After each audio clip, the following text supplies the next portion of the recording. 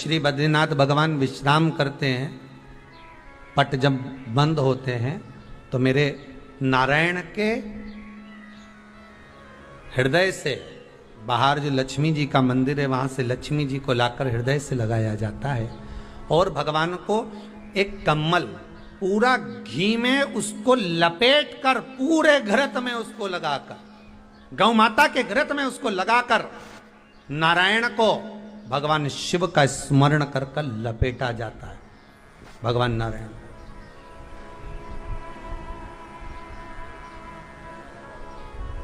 बद्रीनाथ बाबा के मंदिर में दिया घी से भर दिया जाता है, ताले लगा दिए जाते हैं, सब नीचे आ जाते हैं। जब अक्षय तृतीया के समय पर पट खोलते हैं, बाबा का कम्मल घृत से जुड़ा हुआ वैसा कि वैसे ही घृत भरा हुआ, घृत में स्थिरता है, घर में घृत के अंदर लक्ष्मी का भाव आ जाता है। हमारे यहाँ हिंदू धर्म में बहुत सुंदर बात कही जाती थी पहले, आजकल जमाने में कहते कि नहीं कहते मालूम नहीं, पर मारवाड़ के अंदर एक रीति थी, घर के अंदर रसोई घर में एक इतनी बड़ी कुल्हड़ होती थी जिसमें घी भरा होता था, छोटी सी चम्मच होती थी, उसमें पूरे घर का घी खाली हो जाए और उस कुल्हड़ का घी खाली नहीं होना चाहिए। नानी भाई का मायरा सुना है आप लोगों ने? अगर नानी भाई का मायरा सुना होगा तो नानी भाई के मायरे में नरसिंह मेहता जी की जो दादी के प्राण छूटे थे वो केवल इसी बात पे छूटे थे। अगर नानी भाई का मायरा सुना होगा तो आपको मालूम होगा, नानी भाई के मायरे में जब नरसिंह मेहता भोजन करने के लिए बैठे तो नरसिंह मेहता की भाभी दुरत गौरी ने कह दिया दादी के सामने, जब दादी बोली क्यों इसकी रोटी में घी नहीं लगा, तो कहा कुल्हड़ का घी समाप्त हो गया है, रसोई घर में जो बाटकी रखी थी उसका घी समाप्त हो गया। जय कुंवर भाई को चिंता लग गई, आंखों से अश्रु बहने लगे और जय कुंवर भाई नरसिंह मेहता की दादी प्राणों को छोड़ दी कि मेरे रसोई घर का घी समाप्त हो गया, मतलब ये घर अब बर्बाद होने में देरी नहीं लगेगी। नानी भाई का मायरा कहता है दादी के प्राण छूट गए थे, नैनों से नीर बह रहा था, केवल जरा सा संवाद। शास्त्र कहता है घर के रसोई घर में जिस बाटकी से आप रोटी पर घी लगाते उसकी बाटकी में भले आधा चम्मच घी पड़ा पर पड़े रहना चाहिए, क्यों? वो लक्ष्मी को घटने नहीं देता। जिस दिन बाटकी मंज जाए, साफ हो जाए, उस दिन उसी दिन उसको धोकर पोंछ कर वापस भर देना चाहिए। अगर बाटकी गंदी हो गई तो आप धो पोछो, मना नहीं है, पर उसको धोने पोंछने से पहले एक कटोरी में घी भर दो, चम्मच रख दो। पर रसोई घर में बाटकी में घी होना चाहिए और उसमें आप डालते रहो और लगाते रहो, रोटी में चलेगा, पर बाटकी का घी समाप्त नहीं होना चाहिए, कुल्हड़ का घी समाप्त नहीं होना चाहिए। वो बरकत है, वो भंडार है, वो संपदा है हमारी। घृत वैभव देता है, घृत वैभव प्रदान कर,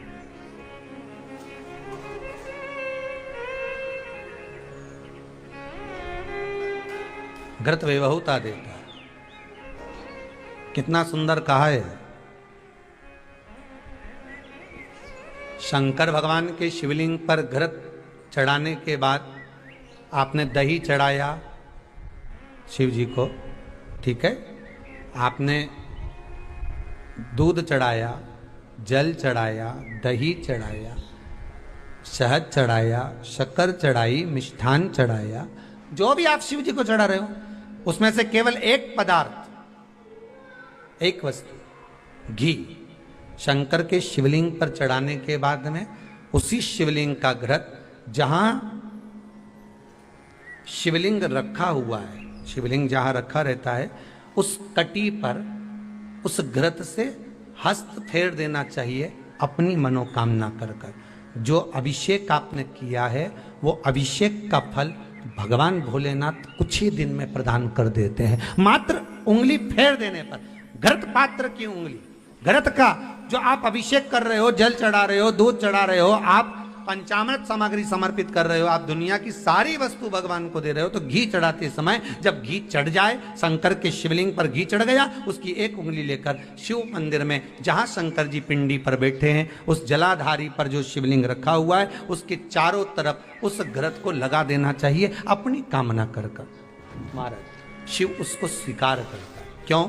शंकर और पार्वती के मिलन स्थल माता पार्वती की गोद में भगवान शंकर का जो शिवलिंग स्वरूप विराजमान है, हस्त कमल के अंतर्गत जो भगवान विराजमान है, उसका फल चोगना मिल जाए।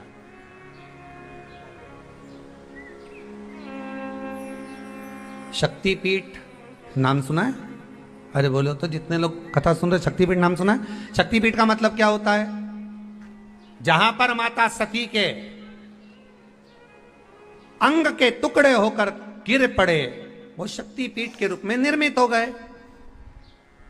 तो जितनी भी शक्तिपीठ होती है, उन शक्तिपीठ में आप लड्डू चढ़ाएं, पेड़ा चढ़ाएं, वस्त्र चढ़ाएं, आभूषण चढ़ाएं, सोना चढ़ाएं, चांदी चढ़ाएं, मुद्रा चढ़ाएं, आपकी मर्जी पड़े करोड़ों रुपए चढ़ाएं, मना नहीं है।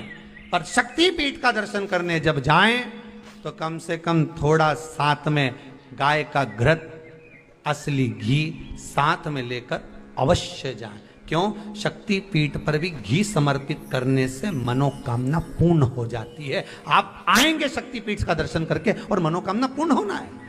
मात्र शक्तिपीठ आप चढ़ाएं, वस्तु ढेर चढ़ाएं, आप सोना चांदी अंबारियों में धन दौलत सब चढ़ाएं, पर साथ में आप चुनरी चढ़ा रहे हैं, साड़ी चढ़ाएं, घृत भी दीजिए, घृत भी प्रदान।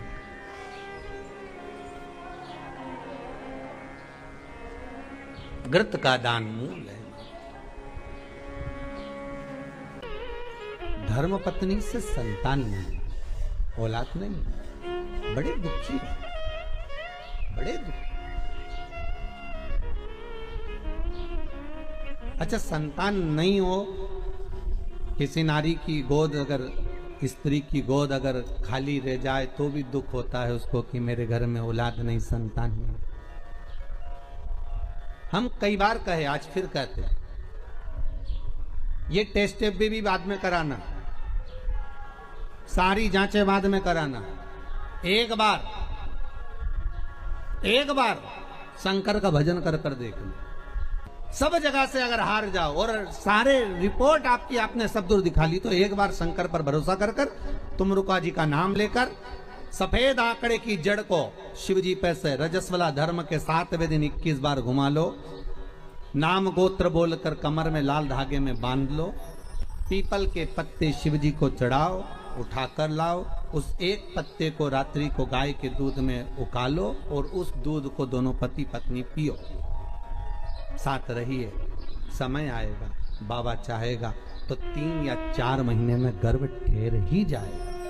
सारे डॉक्टर को दिखा लिया अपनी जगह, टेस्ट भी करवा लिया अपनी जगह, पर एक बार प्रयोग, और वो विश्वास रखकर करना पड़ेगा। शंकर पर जो भी कार्य कर रहे हो आप, जो उपाय कर रहे हो आप, शिव का स्मरण कर, भगवान पर अगर विश्वास रखोगे, भरोसो दृढ़ इन चरणन कहो, श्री वल्लभ नखचंद्र छटा बिन सब जगमा ही अंधेरो। अगर भरोसा है तो शंकर है, और भरोसा नहीं तो शिव कहां से? विश्वास लेकर अगर आए हो तो काम तो होगा। ये लोग काशी से आए हुए हैं, विश्वास लेकर ही तो आए होंगे कि हम जाएंगे शंकर की कथा में तो बाबा कृपा जरूर करेगा। कई लोग यहाँ पर बैठे हुए हैं जो विश्वास लेकर आए हुए हैं, दूर दूर से आए हुए हैं, केवल विश्वास लेकर कि भगवान कृपा करेगा किसी न किसी रूप में, मुझे विश्वास है कि बाबा मेरी सुनेगा। और फिर कहता हूं, कथा में अगर आपने मन लगा लिया, भले टीवी चैनल के माध्यम से श्रवण कर रहे हो, भले मोबाइल के माध्यम से श्रवण कर रहे हो, भले पंडाल में सुन रहे हो, बाबा से अगर दिल से आपने अगर कह दिया तो 3 महीना बहुत होता है सब कामना पूरी होने के लिए। मेरा बाबा आपको कुछ ना कुछ दे ही देता है, बस आपकी रुचि के अनुसार सुख प्रदान कर ही देता है। आप उस पर विश्वास, भरोसा, भटकना नहीं है हमको। जिस नारी का रजोधर्म के अंतर्गत नारी को जो परेशानियां होती हैं, कोई के 8 दिन पहले, 4 दिन पहले, 3 दिन पहले कहीं ना कहीं रजोधर्म के अंतर्गत जो बीमारियां होती हैं, उसके लिए महाराज 7 चने की दाल के दाने तुलसी महारानी के सामने कटोरी में रखकर तुलसी के 3 पत्ते उसमें डालकर अपनी मनोकामना कर कर तुलसी में 3 बार जल छोड़कर वो तुलसी और वो चने की दाल ले जाएं और उसको धीरे धीरे कर कर एक एक कर कर सुबह शाम दोपहर में उसको खा लीजिए। रजोधर्म से जुड़ी हुई परेशानी समाप्त।